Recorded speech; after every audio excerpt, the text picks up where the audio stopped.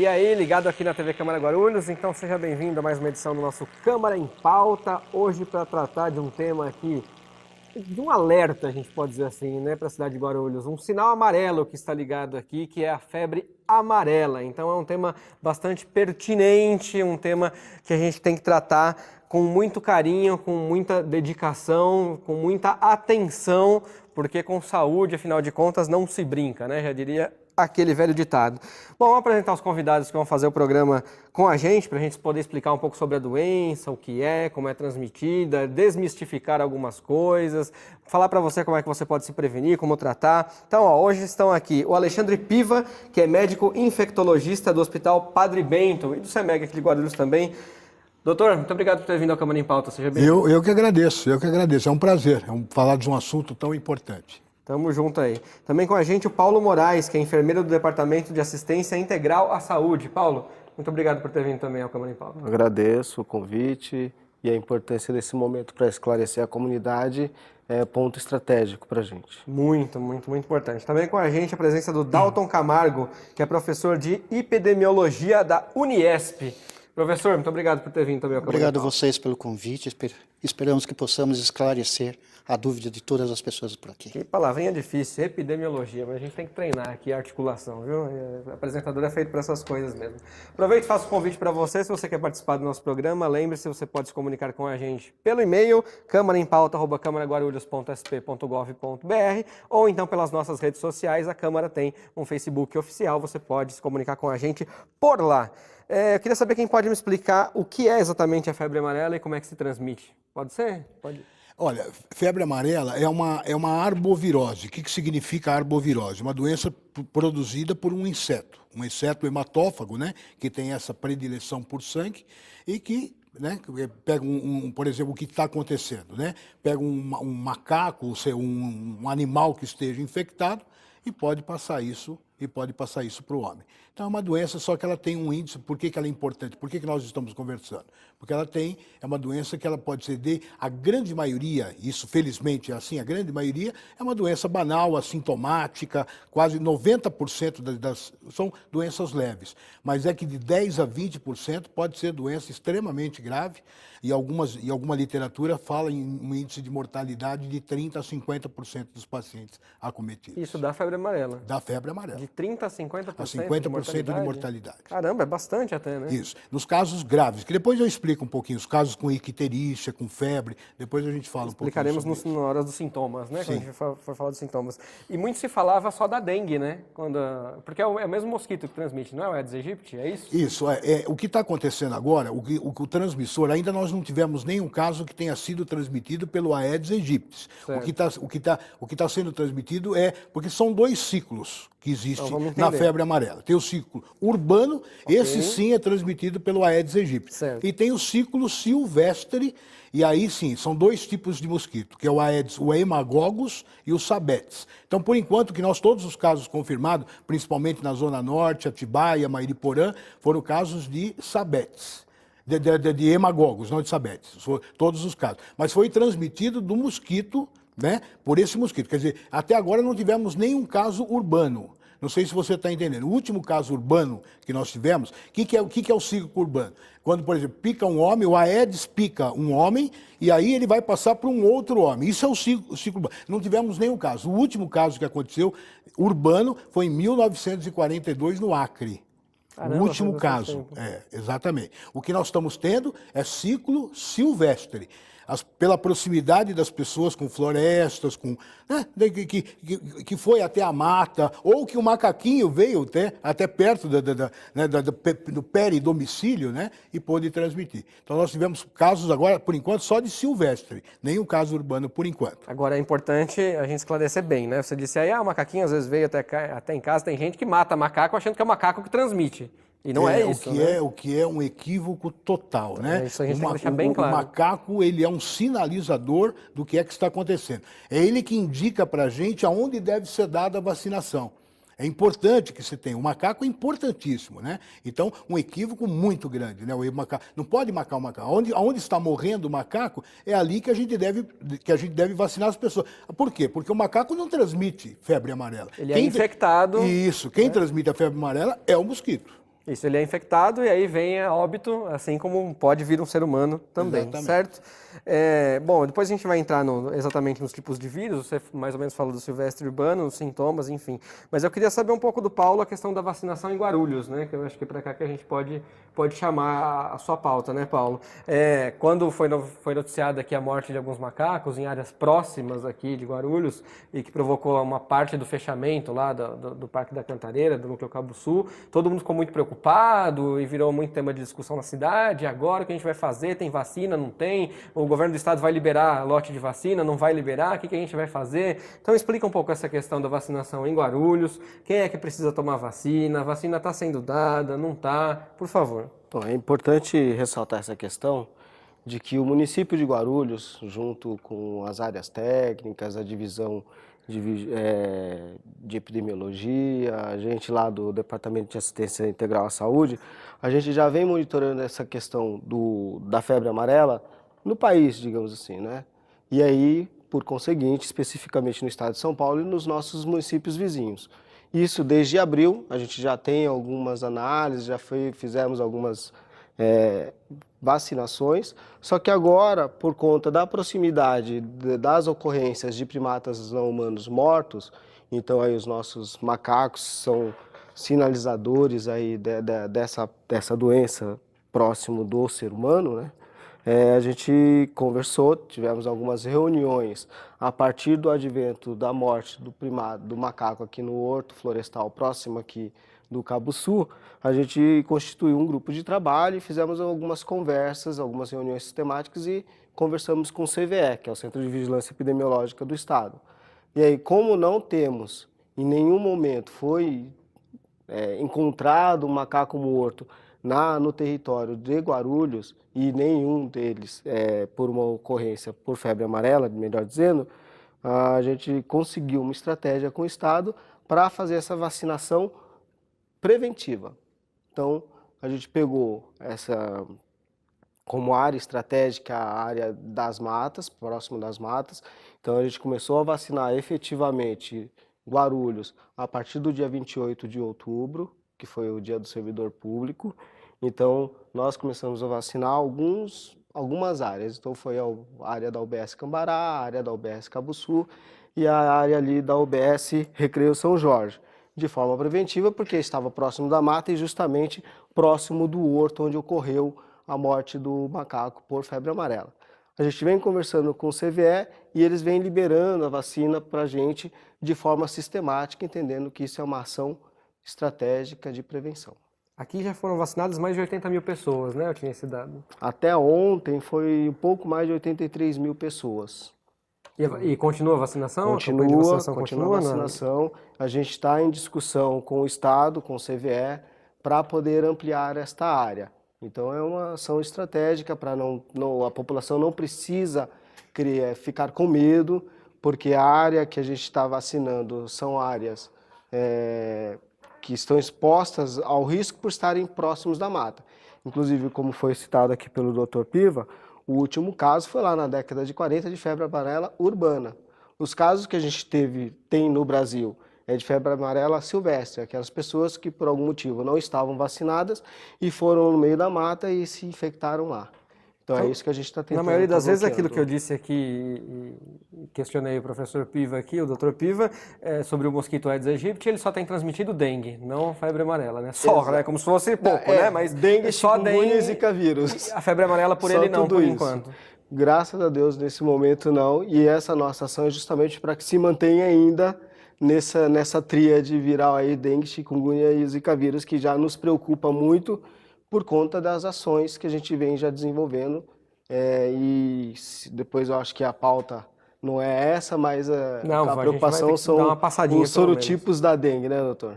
Que é isso que mais nos preocupa. Professor Dalton, essa questão biológica do mosquito, das florestas, tem gente que relaciona até a doença com a degradação do meio ambiente, há uma relação direta, há um ambiente mais propício para o mosquito se desenvolver ali?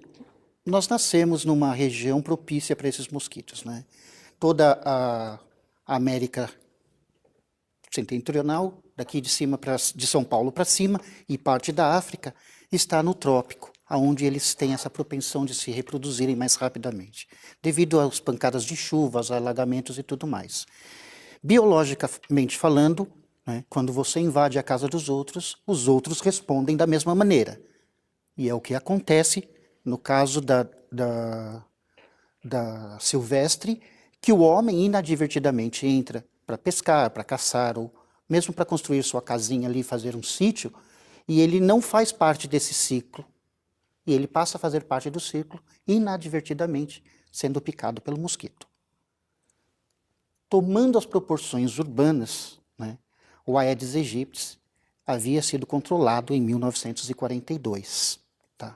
Então, nós acreditávamos que o ciclo do Aedes aegypti havia terminado já há algum tempo atrás. Com o advento das outras doenças, como dengue, chikungunya, nós entramos num estado de alerta, por causa da retomada do calor, por causa da retomada das chuvas e alagamentos nos grandes centros, né? E começamos a ficar mais antenados no que acontece. Vários macacos morrem todos os dias com o vírus, mas não se aproximam do ser humano e eles não transmitem para o ser humano. Só que ao entrar na mata, o ser humano pode adquirir o vírus e ser picado por um Aedes aegypti. O que, graças aos céus, até agora não aconteceu, para tornar o ciclo silvestre em um ciclo urbano. A partir do momento que isso acontecer, podemos também ter um surto devido a isso. E São Paulo é um estado que... Isso que eu ia lhe perguntar, se a gente tem que ficar preocupado disso virar uma epidemia, um surto, eu não sei exatamente os termos, o que diferencia, você até pode explicar para a gente. Pode sim se tornar um surto, tá? Mas o governo tem tomado suas providências, tem startado providências de vacinação e controle. Os vários municípios que estão ao redor de São Paulo têm suas vigilâncias e eles estão ligados, sabendo quanto está perto, quanto está distante o vírus silvestre, tá? E estão tomando cuidado e providências contra o vírus que pode vir com a Aedes aegypti, o vírus urbano.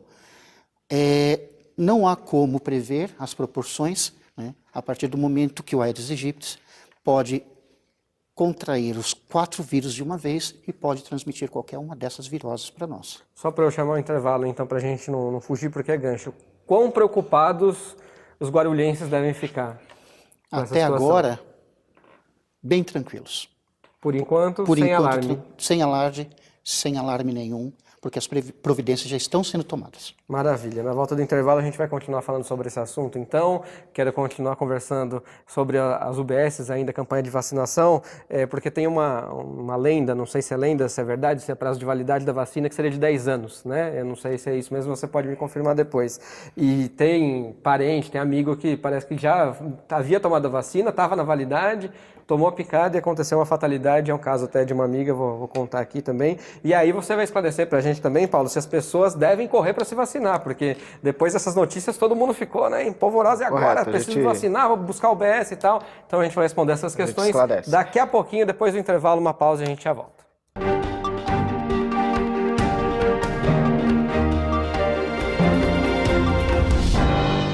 Vem pra biometria, vem, não pode faltar ninguém. A cidadania está na ponta do seu dedo também. A digital de cada um faz a diferença. Vem, você escolhe até de volta muito bem. Por isso mesmo não pode faltar ninguém. Vem pra biometria, vem. Acesse o site do Tribunal Regional Eleitoral de São Paulo e faça seu agendamento. Não pode faltar ninguém. Quem doa sangue regularmente pode estar ajudando uma pessoa que nunca viu na vida.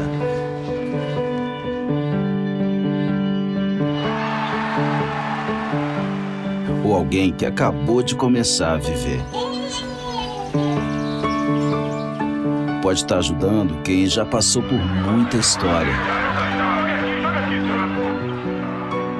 Ou alguém que ainda tem muitas histórias para contar. Pode estar ajudando quem está torcendo para realizar um sonho.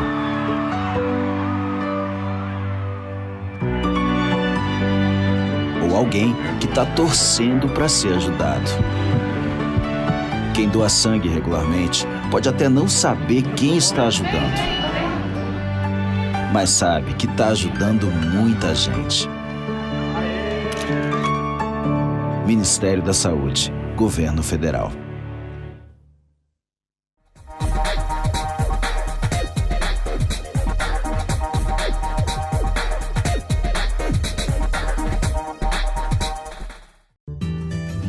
Conheça um dos serviços gratuitos da Câmara de Guarulhos. No Telecentro Cidadão, você pode acessar a internet, enviar e receber e-mails, fazer currículos, acessar redes sociais e procurar emprego.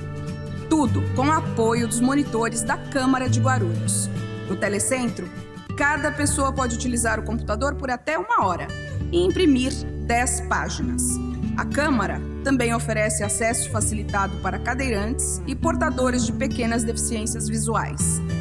O Telecentro funciona das 9 às 16h30 no saguão da Câmara, na Rua João Gonçalves, número 604, no centro de Guarulhos.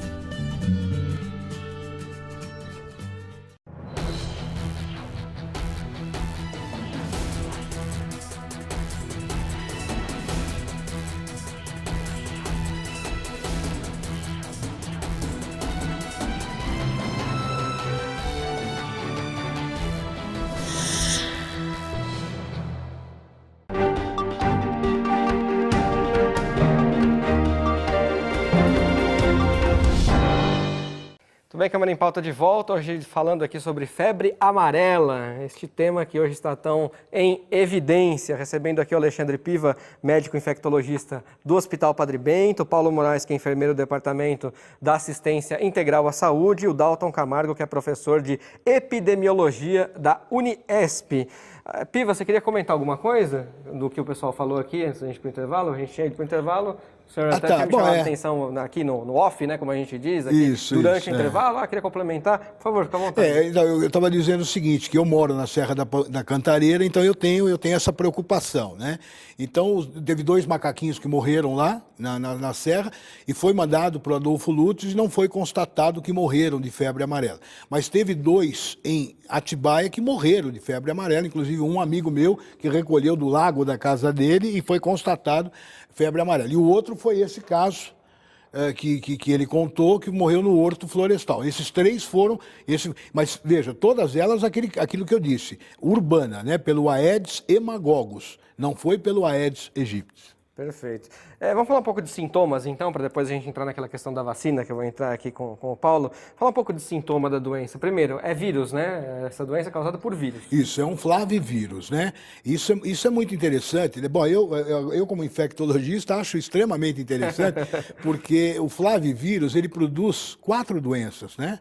Quer dizer, então nós temos a febre amarela, nós temos o dengue, nós temos a zika e outra coisa, só para você ver o poder de adaptação desse vírus, uma outra coisa que não tem nada a ver com mosquito, que é a hepatite C, também é transmitida por um flavivírus. Então são 4 doenças, que poder de adaptação. Bom, mas em termos de sintomas da doença, quase que, vamos dizer, 70%, 80% são formas leves. A maioria delas, inclusive, assintomáticas.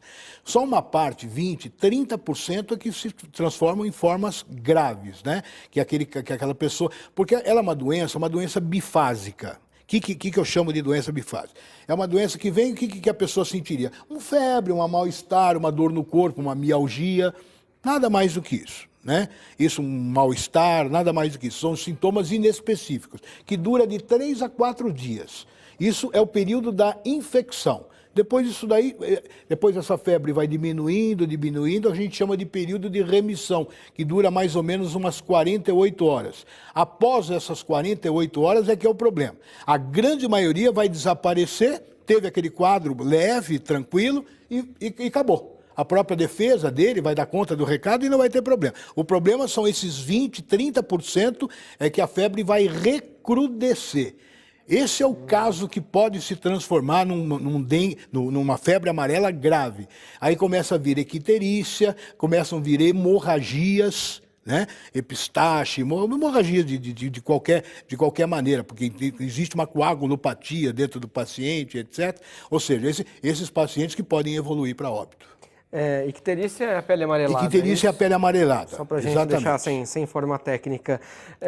Então, assim, só para as pessoas não se preocuparem, dá para identificar isso? Elas mesmas conseguem identificar? Porque o senhor descreveu aí, é um sintoma quase de uma gripe, né? Quase de uma gripe. Como qualquer virose, né? O começo das viroses são muito parecidas, né? Dificilmente a pessoa vai conseguir afirmar com toda certeza que ela está na presença de febre. Claro que se ela estiver sentindo alguma dessas coisas e teve... Mas só dá para identificar se evoluir para o quadro grave, é isso? Só dá para identificar se evoluir para o quadro grave. Quer dizer, você afirmar que tenha. A gente pode suspeitar. Por exemplo, se a pessoa entrou, foi picada por mosquito e etc. E está apresentando febre, mialgia, mal-estar, ela pode procurar um serviço médico e aí ele vai aprofundar mais a investigação. Mas isso constata em exame de sangue, não?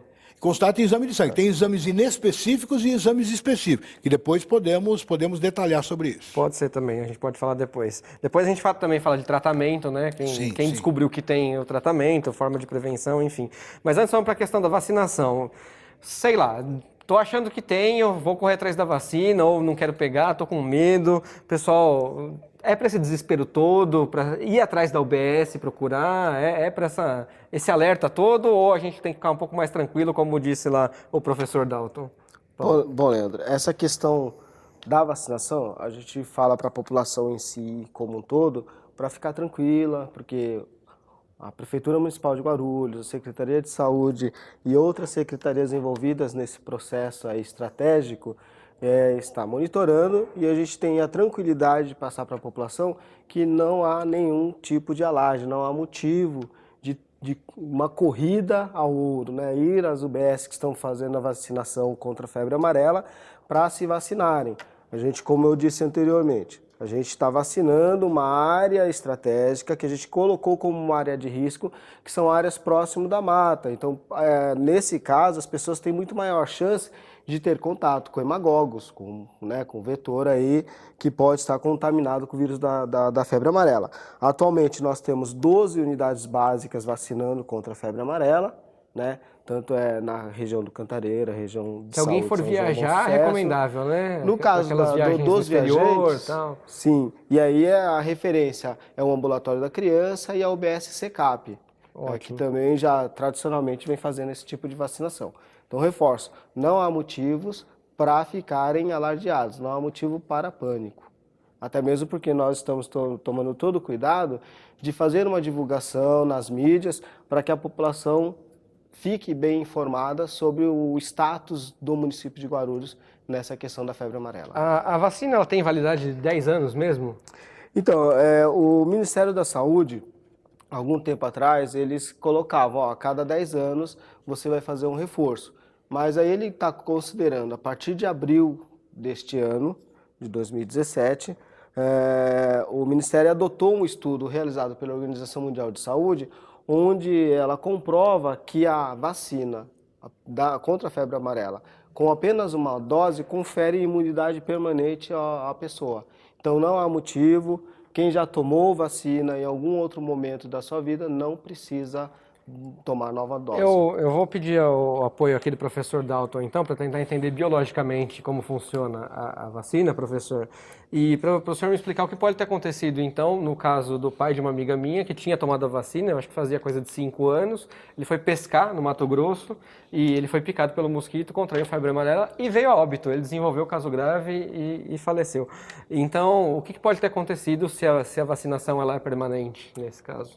Então, alguns estudos também comprovam que durante o seu crescimento, né, pessoal, algumas imunidades vão deixando sua força, né? Por isso, muitos de nós estudamos até pouco tempo atrás que os reforços deveriam ser dados a cada 10 anos. Né? Pode ter acontecido de um outro tipo de ocorrência junto com a febre amarela. Não é possível que ele tenha, já que teve uma vacina em 5 anos, não me consta que isso possa ter acontecido por causa somente da febre amarela. Tá? Eu estou falando só do que eu ouvi, tá? Biologicamente, o flavírus ele evolui mais lento do que os vírus da gripe ou vírus normais. Tá? Então, tecnicamente falando, o professor Piva pode confirmar isso, não vejo por que isso aconteceu, tecnicamente. Tá? Posso dar uma opinião a respeito favor. disso? Olha, isso é uma opinião minha, pessoal, não é opinião do Ministério da Saúde. Eu diria o seguinte, quem tomou essa vacina, veja bem, eu tomei em 2006 e 2016, né? Agora não precisei tomar, eu vim no ambulatório da criança e já me deram o certificado que eu estou imunizado, não precisei tomar. Mas veja bem, o que eu diria é o seguinte, quem tomou essa vacina há muitos anos atrás, eu recomendo que faça reforço. Quem tomou a vacina agora, nesses últimos tempos, essa vacina parece que essa mais moderna, essa mais atual, parece que ela é um pouco mais eficaz. Não sei se eu explico o caso que você ouviu falar aí. Pode falar. Só queria fazer uma consideração depois. Entenderam? Não. Eu acho que é perfeita essa colocação dos doutores, só que, entretanto, é bom ressaltar que também tem a questão do próprio organismo, né? A gente não sabe Cada organismo se de age de fato uma aquele maneira, organismo, aquele cidadão, o corpo dele criou anticorpos para. Porque a gente tem uma questão da bioestatística, o quanto é que o cidadão, a pessoa consegue criar anticorpos a determinada vacina. Então qualquer micro-organismo, qualquer corpo estranho inserido no nosso organismo vai estimular o nosso sistema imunológico a criar uma proteção. Correto. Em alguns casos parcial ou temporário, e outros casos permanentes. O que eu ressalto aqui é que o município de Guarulhos e o país como um todo está adotando uma dose única porque o Ministério da Saúde considerou um estudo da Organização Mundial de Saúde. Por conta disso, a gente está recomendando apenas uma dose. Quem já tomou, e aí eu acho que os doutores podem me corrigir aí, se as cepas do vírus da febre amarela, ela é diferente das cepas do vírus da influenza, que sempre tem uma alteração, sempre tem uma mutação gênica. Só vou pedir sempre pra gente tentar não falar muito termo técnico. Cepa, por exemplo, quem assiste o programa não vai entender. Uma parte genética do vírus, digamos assim. A vacina, E vírus assim, da influenza é o popular da gripe, né? Exato. E as pessoas entendam bem. Não, na realidade, assim, o que eu só queria colocar é o seguinte, ela é Pra gente feita com a fechar esse cepa, bloco, por favor. já que ele citou a cepa 17D, isso foi feita pela primeira vez, foi feita em Nova York, depois que veio para o Brasil, primeiro foi lá para Cuba, resolveu o problema de Cuba, depois veio para o Brasil. Nós tivemos aqui um silêncio de 150 anos, praticamente sem nenhum surto. Da Fundação Rockefeller, o Emílio Ribas, mais Oswaldo Cruz conseguiram. Porque se você quiser combater febre amarela, combater dengue, você tem que combater quem? O mosquito. É o vetor. Esse é o principal. Não é o vírus. Ninguém vai se preocupar. Tem que se preocupar com o vetor. Esse é o grande problema. O que eu diria é exatamente o que você falou, mas de uma maneira assim. O que eu quis dizer é o seguinte: aquelas vacinas mais antigas, por exemplo, o que eu recomendei? Quem tomou vacina há mais de 10 anos, há mais de 10 anos, eu recomendo que faça uma dose de reforço. Um reforcinho. Eu acho que ela não era tão eficaz quanto são as vacinas modernas. Até porque a tecnologia vai melhorando. Quer complementar, professor? Só para chamar o intervalo? Essas tecnologias e aqui, como ele disse também, o sistema imunológico é muito evidenciado em pessoas que são vacinadas para o vírus da hepatite. Tem pessoas que têm que tomar até 10 ou 12 doses para conseguir ficar imunizado. Então existem, por isso o caso ali, seu, né? Ele pode ter sido imunizado, mas não eficazmente, e aí veio ao óbito. Perfeito, então acho que está bem explicado. A gente vai chamar aqui mais um intervalo. Na volta, então, a gente vai falar de tratamento, formas de prevenção, que aí sim é como combater o tal do vetor, né? Então, aí a gente vai falar um pouco, entrar naquela questão até nas medidas básicas, até mesmo da parte urbana, que a gente sempre vê muito com relação à dengue, né? Que é evitar a água parada, etc, etc. Mas como é que se combate o vetor, a gente vai tratar disso aí também. E aproveitar e dar contato aqui, para caso você veja alguma coisa, sabe? Também você pode contactar a Defesa Civil aqui de Guarulhos, que a Defesa Civil estará alerta. Combinado? Vamos fazer então uma pausa, daqui a pouco a gente volta para continuar falando sobre febre amarela. Já voltamos.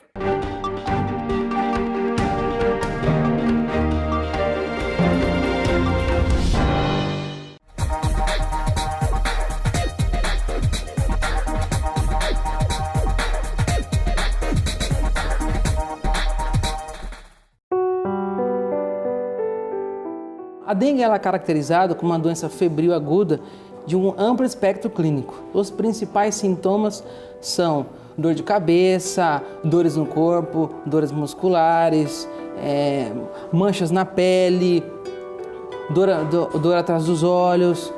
Geralmente são esses sintomas. Há casos mais graves que pode evoluir para, por exemplo, choque ou até mesmo quadro hemorrágico. Os primeiros sintomas que eu tive foi uma febre, dor nos olhos e atrás da cabeça e uma indisposição bem grande. A partir do terceiro dia eu comecei a ter os sintomas como vermelhidão na pele, coceira e enjoo. No começo eu achei que era uma gripe, só a partir do momento que eu tive a coceira e a vermelhidão no corpo que eu comecei a suspeitar que era uma dengue. A dengue dá muita indisposição, a pele ela fica inchada, vermelha e você acaba sentindo muita dor ao tocar as coisas, ao manusear objetos. Demorou em torno aí de 9 a 10 dias para assumirem todos os sintomas. A dengue hemorrágica ela é a forma grave da doença. Ela pode evoluir com um quadro de choque e também pode ter quadros hemorrágicos. O principal tratamento da dengue está associado com a hidratação, então precisa ingerir muito líquido, porque não tem um medicamento antiviral. Após você ingerir muito líquido, você pode tratar, por exemplo, os sintomas com analgésicos. Tomei só o paracetamol e muita água. Automedicação jamais. Deve procurar o serviço de saúde. A dengue pode matar.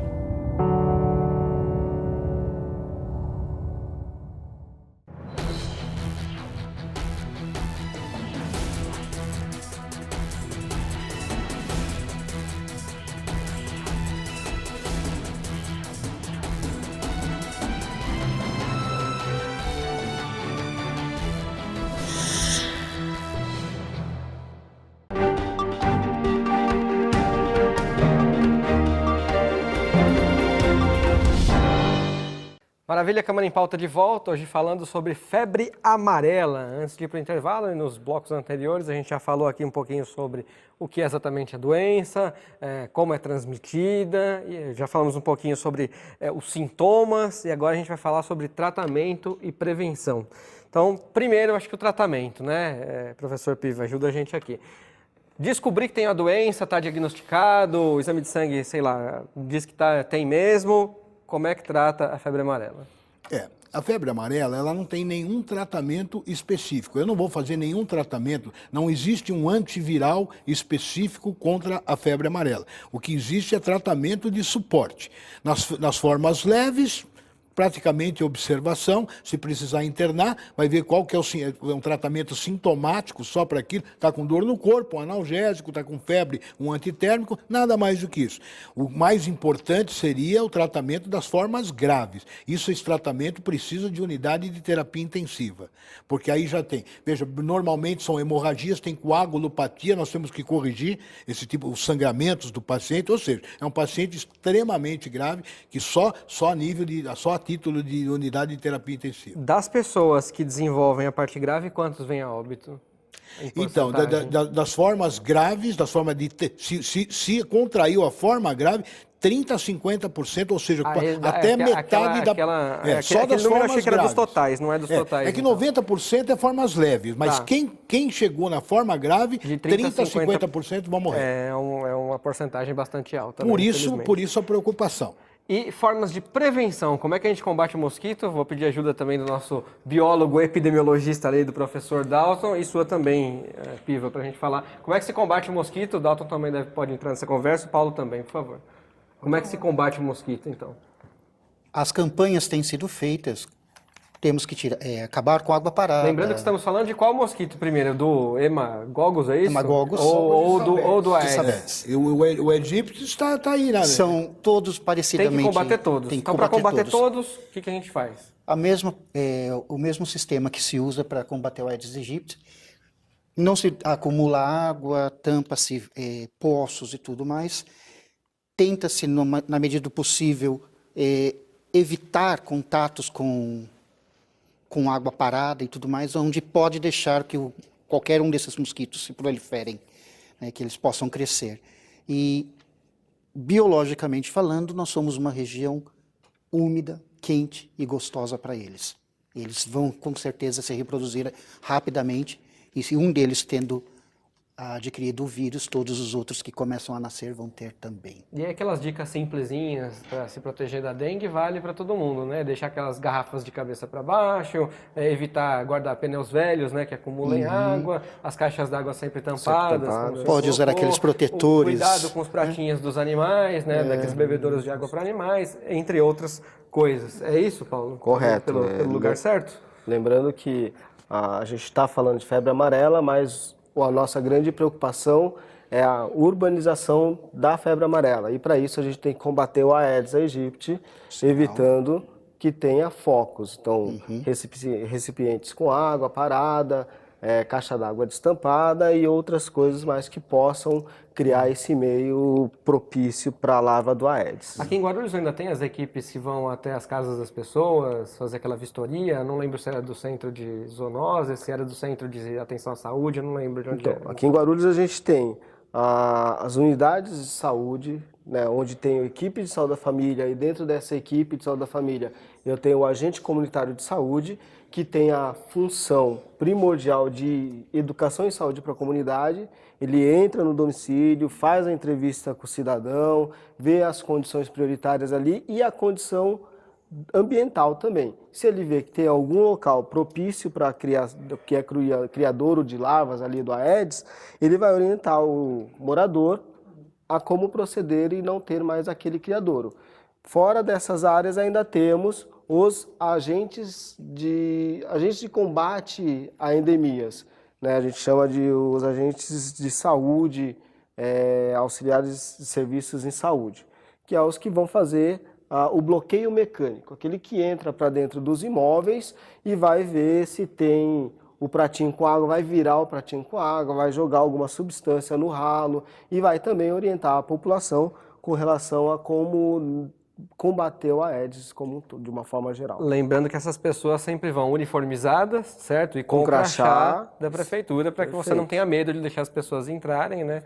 Vão estar sempre bem identificadas. Um adendozinho, pode ser? Claro. Em cima do que ele disse é o seguinte, porque o que eu digo é o seguinte, essa doença, quer dizer, se a gente for ver o porquê da procriação, da multiplicação do Aedes, né? O Aedes, ele tem um poder de voo muito pequeno. Então, por exemplo, ele nasce e morre até 200 metros, 250 metros, da onde ele nasceu. Abaixo, né? Então, se eu tiver um caso, eu tenho que procurar onde? Se eu tiver que ter dengue, eu vou procurar onde? Eu vou procurar ou na minha escola, ou no meu trabalho, você concorda? É onde eu convivo, na minha moradia. Então, é a única vez que a gente não... porque a gente fica sempre esperando do serviço público, né? Ações governamentais. Esse é o único problema que eu vejo, que não adianta a gente só esperar isso, ações governamentais no combate ao Aedes, que eu acho que se a população também não for consciente disso, pode ser uma caixa de água aberta, um pneu, né, uma casca de ovo. Eu falo da bromélia, né? Aqui a gente, por exemplo, aqui nós temos o Aedes aegypti, o sabetes e o hemagogos. Na África eles têm o africanos e o bromélia. Ele tem o Aedes bromélia. Você imagina Você imagina o controle na África, como é que vai ser? Extremamente mais complicado do que o nosso. O nosso é mais fácil. Tanto é verdade que tivemos 150 anos de silêncio aqui com relação a essas doenças. Quer dizer, que dá para fazer? Dá. Mas não adianta a gente esperar só do serviço público. A população também tem que ajudar. Eu acho que aí a mensagem vale para qualquer área, né? Seja na educação, na saúde, na política, que muita gente desacredita. É um trabalho sempre conjunto da sociedade com o poder público. Não adianta só a sociedade fazer a parte dela e o poder público não, assim como não adianta só o poder público fazer a parte dele e a sociedade não, e nenhum dos dois fazer a parte, aí que não dá mesmo. Então tem que ser uma união das duas coisas para que as coisas deem certo. Só queria ressaltar essa questão aí do Aedes. É um mosquito essencialmente doméstico e o ator principal no combate é o cidadão. Se ele não fizer a parte dele, a gente não consegue uma efetividade no combate ao Aedes. Começa em cada casa, né? Em cada lar. Fala uma coisa para mim, Paulo. Quem pode, quem não pode tomar vacina? Tem alguma restrição? Sim, hoje a gente tem uma recomendação do Ministério, onde as vacinas são recomendadas para crianças a partir dos 9 meses, adultos imunocompetentes, aqueles que estão com a imunidade boa, que não estão tomando nenhum tipo de medicamento que vá diminuir sua imunidade, e para aqueles adultos com 60 anos ou mais, a gente está solicitando uma indicação médica. né? Até por conta da possibilidade de efeitos adversos mais propensos nessa idade. E as mulheres que estão grávidas também não podem tomar, por conta da formação do feto, sobretudo no primeiro trimestre de gestação. As que estão amamentando, a gente tem uma ressalva daquelas que estão amamentando crianças com idade abaixo de 9 meses. Do resto, todos podem Muito tomar. bem, alguém viu alguma coisa, está com medo, está assustado, pode procurar a Defesa Civil, que eu sei que tem o telefone daqui que o pessoal pede para ligar, 199. Tem outro que você queira deixar para contato, mas o 199 é o que a gente recomenda aqui, que é a Defesa Civil, né? Para a população, se vê um macaco doente ou algum macaco morto nas redondezas, liga para o 199 em qualquer hora do dia e qualquer dia da semana, e aí a gente vai ser acionado e tomar as medidas cabíveis. Muito obrigado, senhores. O programa de hoje está chegando ao fim, então eu vou pedir as considerações finais, já agradecendo a participação dos senhores no Câmara em Pauta. Alexandre Piva, muito obrigado por ter vindo. Obrigado, eu que agradeço. Espero que a gente tenha esclarecido, né? Exatamente, muito importante. Acho que muita gente preocupada. Acho que deu para pelo menos a gente dar algumas orientações. Acho que o que ficou de conclusão é, não precisa se alarmar tanto, né? Aqui dá para ter uma certa tranquilidade, porém vamos ter atenção sempre, né, aos sintomas e principalmente à prevenção, que é eliminar qualquer foco de mosquito, seja para prevenção à febre amarela ou por qualquer outra doença, né, que um mosquito possa trazer, a dengue, a chikungunya, zika vírus e outras que outros mosquitos também podem trazer. Então acho que fica aí, essa é a dica talvez principal. Paulo, obrigado por ter vindo ao Câmara em Pauta.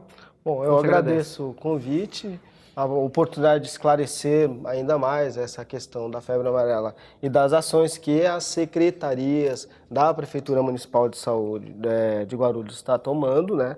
Lembrando que a saúde está com essa questão da imunização e mapeando a área e monitorando. A Secretaria de Meio Ambiente está monitorando as matas para ver se a gente acha algum macaco morto para análise, né?